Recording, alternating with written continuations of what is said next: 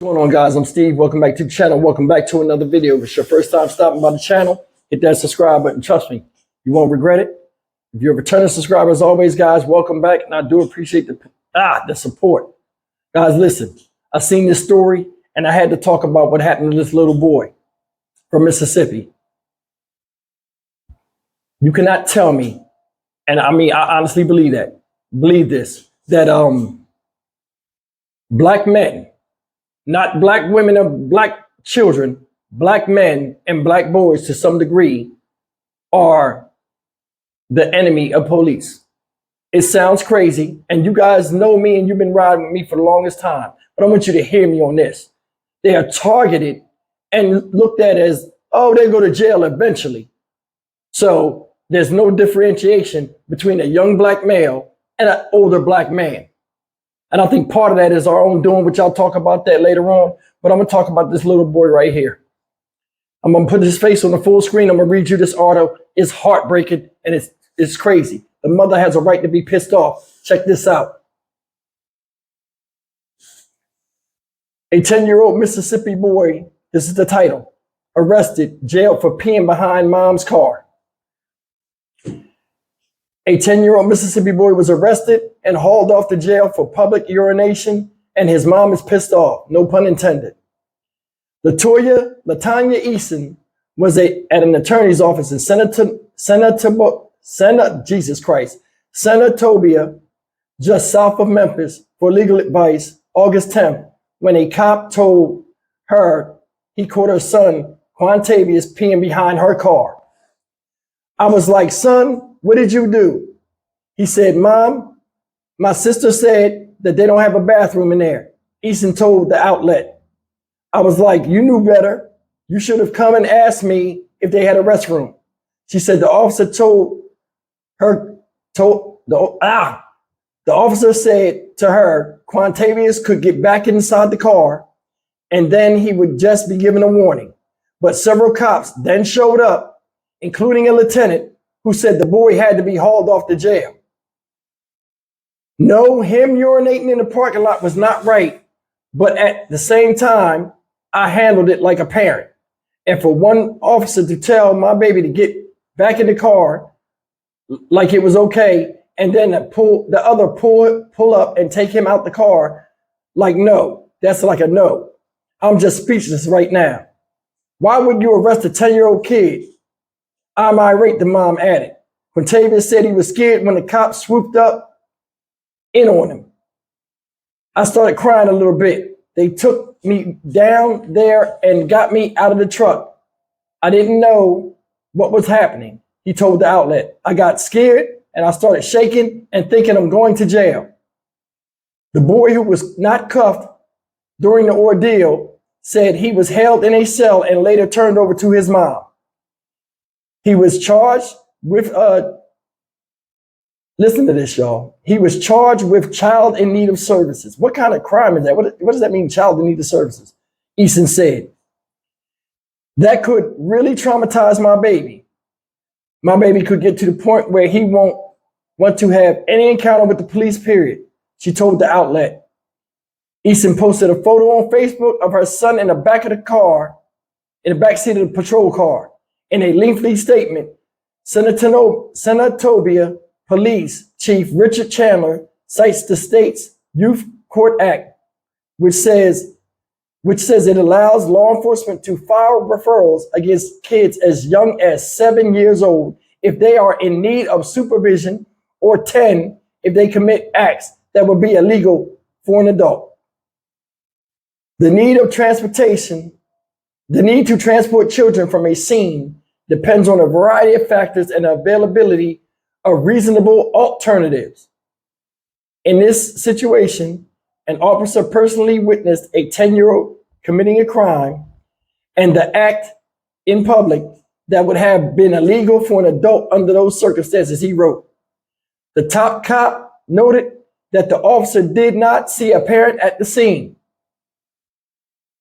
The mother was located at a nearby business shortly thereafter, and she was advised that her child was going to receive a youth court referral for this matter, he wrote. But Chandler also acknowledged that under these circumstances, it's not an error in judgment for us to transport a child to the police station since the mom was present at the time as a reasonable alternative. He added that the mistakes like this are a reminder in this profession as to the continual need of training, refreshers, and the various topics that we encountered every day. Now, guys, that was the video. I mean, the clip that the news clipping. Now, I'm gonna tell you something. Like I said before, they don't look at no differentiation between a black male and a black child, and they try to set these bullshit laws up to where it's a fine line that defines the two. Did y'all catch that? He was doing stuff an adult does. How many times you went camping, sir, and pissed in the fucking woods?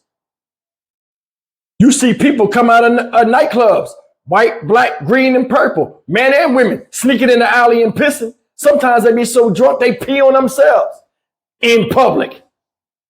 What's the difference? Hell, I done peed outside sometimes. Shit, I'm old. I had to pee behind a dumpster the other damn day. Lord have mercy. Listen, this right here was some ticky-tack bullshit. It was. They probably wasn't from around there, and they just wanted to get that ticket. But I'm going to tell you something. This right here, like she said, has PTSD written all over it. His interaction with the police, I had him scared. Said he was crying a little bit. Now, what grown man that's an authority figure in the law would see a child crying, peeing? As a man, know how it is when you was a little kid. You peed places. We've been in the car with mommy and daddy multiple times and can't get nowhere. You stuck in traffic. They give you a cup to pee in, or they pull over to the side of the road and you pee right there. This ain't no different. So why you making it a big thing? You put this little boy in a police car and a police patrol truck or whatever and shamed him. You shamed him. I want y'all to look at his face. Look at it. Look at his damn face. He won't even look at the camera. He's ashamed at 10 years old. Bad enough that he knows that he peed when he peed outside. Everybody else knows. That's like ultimate shaming.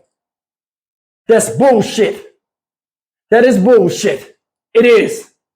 What the fuck is going on? That was a dismissible thing. I seen people, hey man, don't pee over there. Cops, hey, get out of here with that. Little boy had to pee. I, as an officer, if I was an officer, I'd have that different. Hey man, you know you ain't supposed to be peeing out there. Where your mom at? Now, luckily she came out. They gave that little boy the hucklebuck. He's in the car. You go and get him out the car. He in the car. Y'all do a football huddle, drop the play, throw his black ass in jail. I'm not feeling that shit. He got to ride in the back of that car. You know his mom wasn't with him because she's a civilian. They're not going to put you back there with somebody that committed a crime. So he got to sit back there and think while he driving, crying the whole way. He's terrified. Hell, we get handcuffs put on us. Soon as that shit click and that steel hits your wrist, your whole body turn into something else. It's a surreal experience. First time I ever got locked up, you know what I'm saying? Because I have pride in myself. I felt bad. I'm like, damn, this is how slaves feel when they shackled. They can't move their goddamn hands. They didn't handcuff him, thank God, but they put him in the car. You might as well have put him in the jail and you drove around the corner and came back. Because I'm going to tell you something. Confinement is confinement when you don't have control of yourself. You putting that little boy in the back of that car, no matter what color he was, it had some type of impact on his mental state. On his mental state. Because every time he goes to piss, he think about that cop car. Y'all feel me or y'all don't? Hit me in the comment section. Every time you see a cop car, you think a certain way of when he was in the back of it. Ain't no damn way he should know what the back of a cop car is at 10 years old and how it looks and how it ain't got no damn door handles to get out. And that trap feeling. No child should go up under that type of stress. You put him in the same position. You put a perpetrator or a real criminal in, and he ain't nothing like that. You can look at that little boy right there and tell that he's a good regular kid. He ain't no street kid. Look at him. Just innocent he can be.